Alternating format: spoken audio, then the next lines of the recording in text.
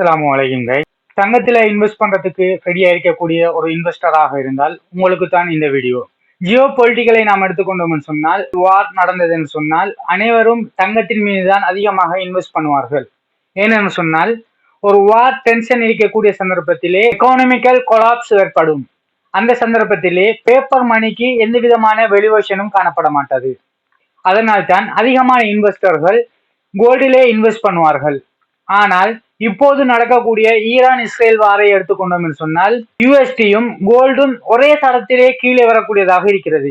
இது எதனால் என்று சொன்னால், ஈரான் இப்போது அவர்களுடைய துறைமுகமான ஹோமஸை க்ளோஸ் பண்ணி வைத்திருக்கிறார்கள். இதன் காரணமாக உலகத்திலே இருக்கக்கூடிய குரூட் ஆயிலினுடைய விலை மிக அதிகமாக அப்பா இருக்கிறது.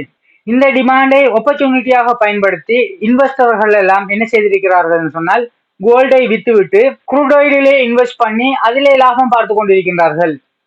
நீங்களும் கோல்டிலே இன்வெஸ்ட் பண்ண வேண்டுமாக இருந்தால் இந்த ஈரான் இஸ்ரேலுடைய வார் டென்ஷன் குறையும் வரை காத்திருங்கள்.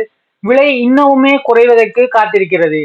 அந்த சந்தர்ப்பத்தை பயன்படுத்தி உங்களுடைய இன்வெஸ்டை கோல்டிலே செய்தீர்கள் சொன்னால், ஈரான் இஸ்ரேல் போர் டென்ஷன் குறைந்ததற்கு பிறகு குரூட் ஆயிலினுடைய விலை ஆட்டோமேட்டிக்காக குறையும். அதில் இருக்கக்கூடிய டிமாண்ட் குறைந்து மீண்டும் கோல்டினுடைய பிரைஸ் ஹைக்காக ஆரம்பிக்கும்.